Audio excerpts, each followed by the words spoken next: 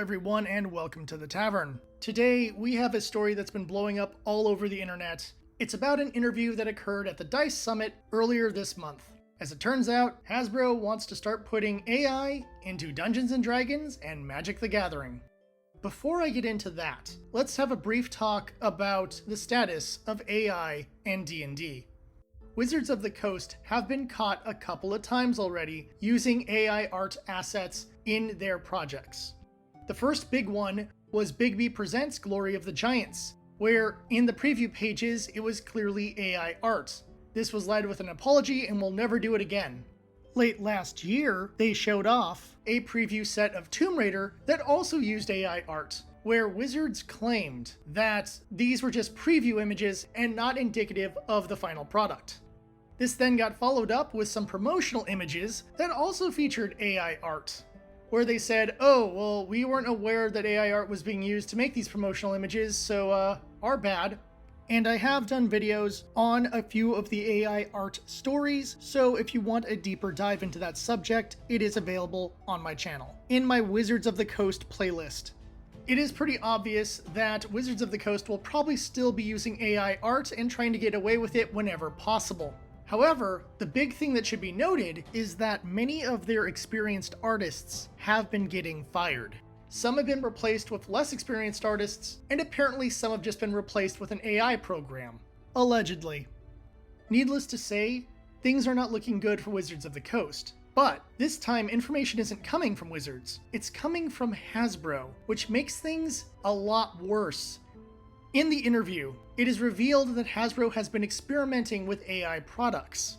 Their current experiments have been using an adult audience, but they want to get started using a child audience as soon as possible because they want to integrate AI into products featuring Peppa Pig and Transformers.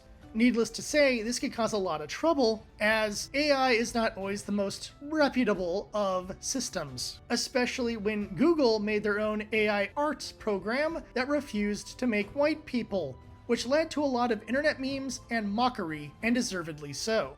Hasbro has a couple products that already use AI systems. Trivial Pursuit Infinite and Virtual Ouija Board were both on the list of AI-related products.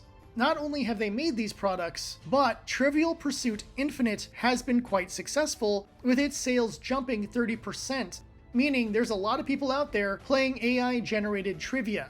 And I want to point out that AI is not an infallible system, and you don't know if your trivia questions are even legitimate trivia or made up of misinformation. Now that they've had some success in that market, Hasbro wants to move AI into Wizards of the Coast products. The reasoning behind this is that they have 50 years worth of D&D material and 35 years worth of Magic the Gathering material, which means the AI has a lot to work with when trying to produce entertainment.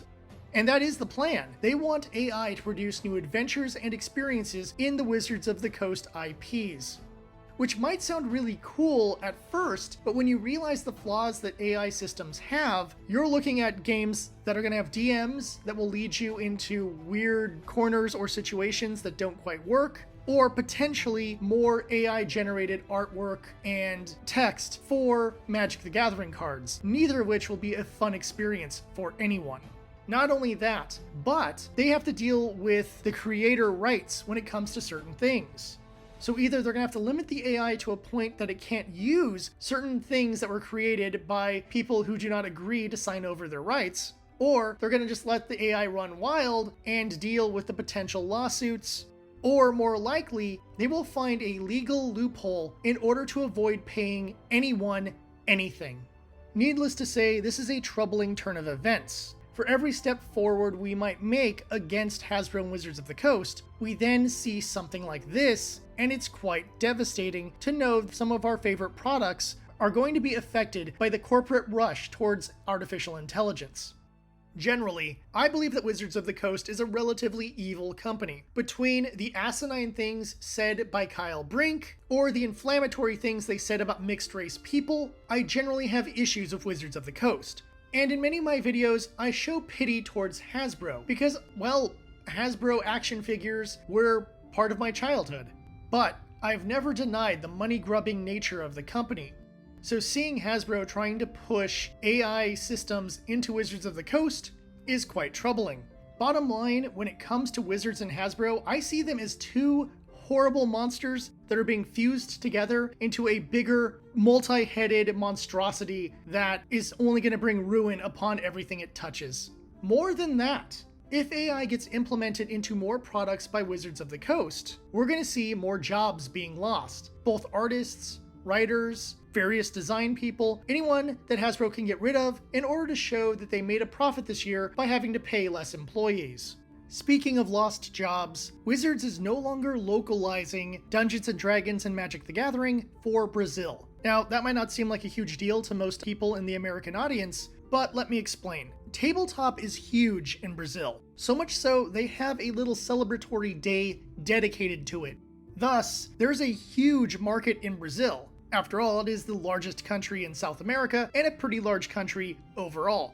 Now, the reason why this happened is likely because Hasbro saw how poorly their products sell in Latin America and decided to toss the baby out with the bathwater.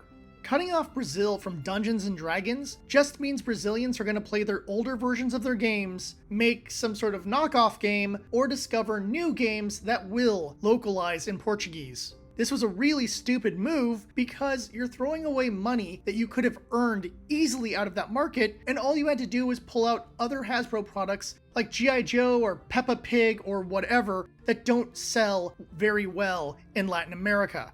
But no, let's just cut off the market completely because that's always a good idea. There's also part of me that can't shake the idea that this is another attempt for Hasbro to nickel and dime the players of D&D and Magic the Gathering. It has been noted that Hasbro did want to start adding microtransactions to the various Wizard products, and have done so with their online versions of D&D and Magic the Gathering. They tried to do that with the OGL, where they would nickel and dime independent creators and try to put a stranglehold on the digital market. And when that failed, I think Hasbro was looking for a new way to nickel and dime people. And I don't know why, but my spidey sense tells me that somehow this AI system will be used to nickel and dime players. But only time will tell. So let me know what you think in the comments, because this whole thing is really troubling to me, and the more I think about it, the more I hate it. As always, support independent creators, find new and great games, and fight the good fight. Because if you don't, who will? Until next time, please like, subscribe, and share the video for your friends who play D&D or other tabletop games. But most importantly, remember, I'll see you at the tavern.